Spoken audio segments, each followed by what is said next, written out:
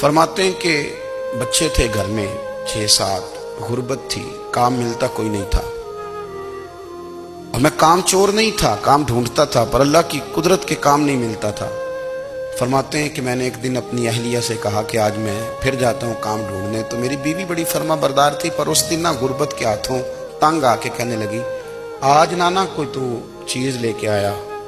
تو مجھ سے بچوں کی بھوک نہیں دیکھی جاتی، یہ سب روگاں دا روگ محمد جس دا نام غریبی، کنڈ بلا کے لنگ جاندے نہیں دوست یار قریبی۔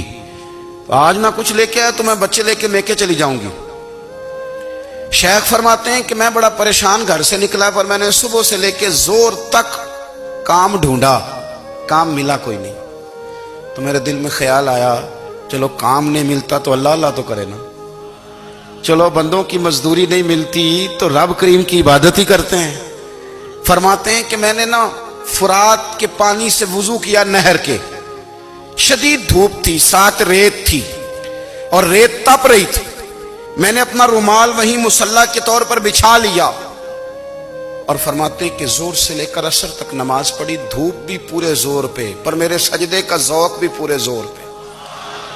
فرماتے ہیں سورج بھی چمک رہا ہے اور رب کی عبادت کا ذوق بھی پورے زور پہ، میں سجدہ کروں تو پھر میرا اٹھانے کو جی نہ چاہے۔ فرماتے ہیں کہ عصر تک میں نے نفل پڑھے، دن ڈھلنے لگا، عصر کی نماز پڑھی اور میں وہاں سے چلا۔ اب میں جب نکلنے لگا تو دل میں خیال آیا کہ چھوٹی چھوٹی دیواریں ہیں گھر کی، بغیر کچھ لیے جاؤں گا تو بیوی دور سے دیکھے گی تو شور کرے گی کہ پھر خالی ہاتھ آ گیا ہے۔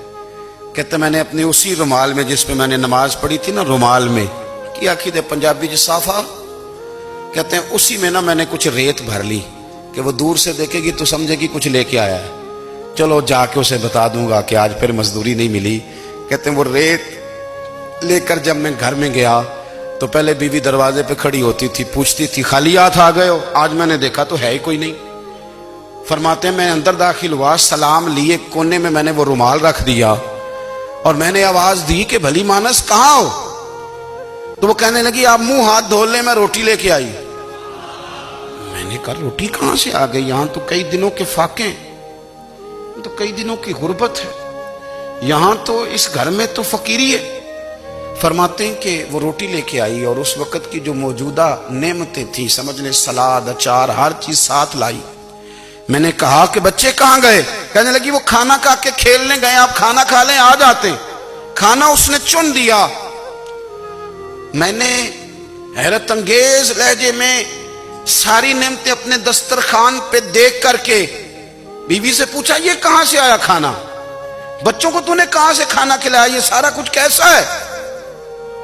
تو کہنے لگی پتہ نہیں آج آپ کس کریم کی مزدوری کرنے چلے گئے تھے، پتہ نہیں کس کریم کی، میرے گھر میں تو اتنی نعمتیں آئی ہیں کہ مجھ سے سنبھالی نہیں جا رہی، اتنا اناج ہے، اتنا گندم ہے، کس کریم کے دروازے آج چلے گئے تھے؟ یہ کہتے کہتے وہ اٹھی اور اٹھ کر کے کہنے لگی پہلے بڑا کچھ آیا تھا، اب کیا لے آئے ہو؟ اور جا کر کے نا اس نے وہ ریت والا رومال کھولا، کہنے لگے میں تو لے کے آیا تھا ریت، تو میرے رب نے اسے بھی سونے اور ہیرے بنا دیا تھا۔